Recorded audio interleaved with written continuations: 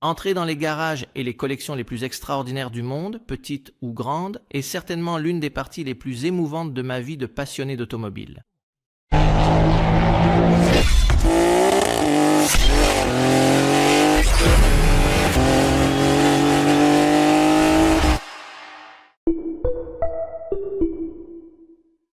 Et comme vous pouvez le voir, cette fois je ne suis pas dans un coffre-fort mais à Ciro Menotti, à Modène, pour partager un moment extraordinaire. Parce qu'un très aimable client a voulu partager avec moi, et donc avec vous, une journée unique, la livraison de sa Maserati MC Extrema, l'un des 62 exemplaires construits.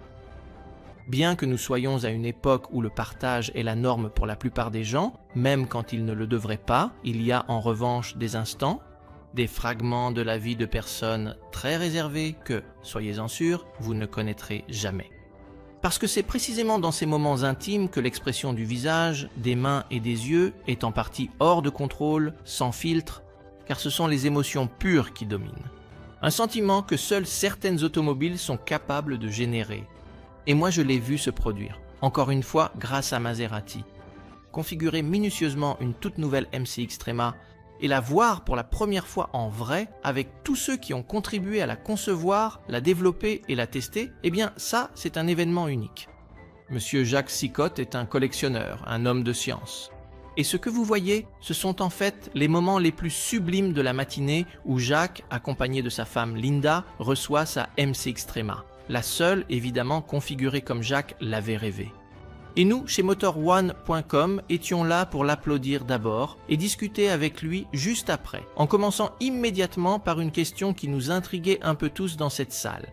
Pourquoi précisément le numéro 77 ? Le 77 est très spécial. C'est en fait l'année de naissance de ma chère épouse, Linda. C'est donc mon numéro porte-bonheur. Toutes nos voitures de course portent le 77, c'était donc la raison. La livrée de celle-ci, le blanc crème et le bleu, est assortie à la couleur unique de la MC12.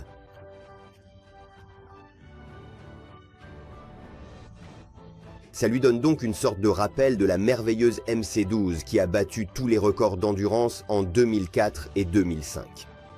Et maintenant, avoir le même type de livrée, je pense que c'était une évidence pour nous.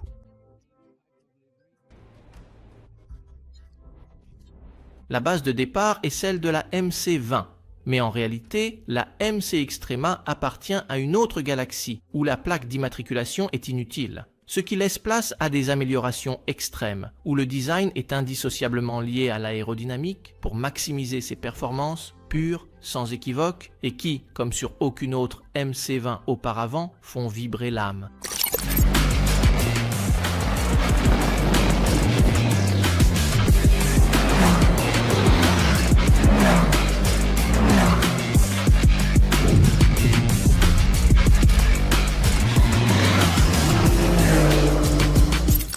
Le V6 3000 biturbo développe ici 740 chevaux et 730 Nm de couple, chargé de propulser d'un vibreur à l'autre seulement 1300 kg. Des valeurs impressionnantes, c'est certain, même si en écoutant Monsieur Sicotte, il semble que son amour pour cette marque et pour les automobiles aille bien au-delà de la fascination des chiffres, qu'il manie habituellement avec une maîtrise atomique. Je dois dire que c'est un jour magique pour moi. J'ai eu l'opportunité, il y a 1 an et demi, de venir dans cette merveilleuse usine-musée. Si je peux me permettre, l'une des rares usines d'avant-guerre encore existantes au milieu d'une ville. C'est vraiment quelque chose à voir. Ensuite, le plaisir a été de rencontrer l'équipe de design qui a, pour ainsi dire, créé cette voiture merveilleuse, incroyable. J'ai eu la chance de posséder une MC12 et 20 ans plus tard, je peux voir son héritière, la MC Extrema. J'adore aller sur circuit. C'est comme ça qu'on apprécie les nouvelles générations d'hypercars. Alors celle-ci s'intègre vraiment parfaitement dans notre vision, dans notre collection. L'hypercar la plus extrême que j'ai eu la chance de voir et à terme de conduire. Avoir pour objectif de pulvériser tout record chronométrique dans sa catégorie ne doit pas pour autant exclure la fascination qu'un objet aussi divin a l'obligation d'émaner, même à l'arrêt. Le centre de style Maserati le sait bien, très bien même, lui qui a réussi à marier des solutions fonctionnelles à un charme sans équivoque. À commencer par l'union parfaite entre la coque avant et arrière, en passant par la réinterprétation continue du trident, reprise avec une audace élégante depuis les canaux aérodynamiques avant jusqu'au flanc pour arriver jusqu'aux feux arrière, en passant par l'énorme prise d'air et l'aileron central qui se font dans cet aileron arrière qui contribue à atteindre les 750 kg d'appui à 250 km/h qui deviennent même 1000 à la vitesse maximale selon le réglage choisi. Note personnelle, si je peux me permettre, j'ajoute que l'identité course choisie par Jacques et Linda, avec une livrée spécialement voulue pour rendre hommage à la tradition sportive de Maserati, est en vrai tout simplement magnifique. Et elle sera certainement très évocatrice sur n'importe quel circuit où cette hypercar posera ses roues. Nous avons la chance et l'opportunité de vivre dans le sud de la France depuis plus de 30 ans. Donc pour moi, aller jusqu'au circuit Paul Ricard, le Castellet, le célèbre circuit de F1, c'est un peu plus d'une heure et demie.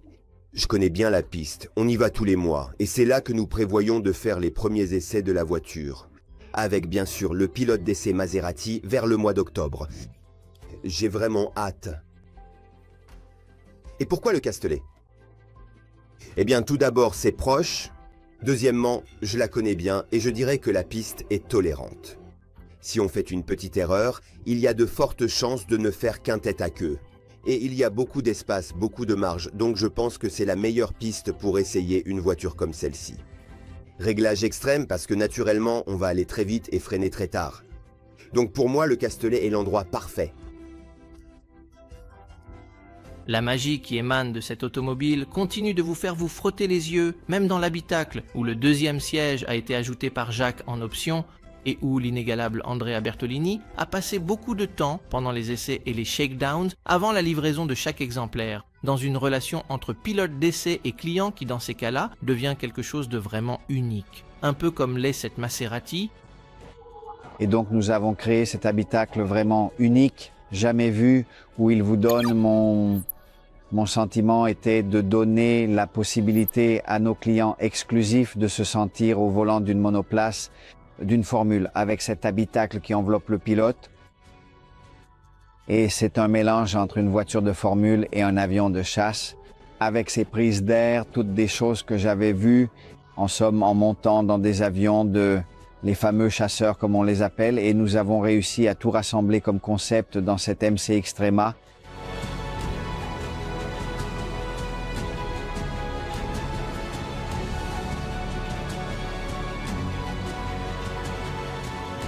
Heureux d'avoir été un spectateur souriant de cette journée exceptionnelle, fier d'être né et d'avoir grandi dans cette région vrombissante d'Italie, toujours fasciné d'écouter des anecdotes et des histoires de légendes humaines et mécaniques du passé auprès de la collection Umberto Panini, fraîchement rénovée.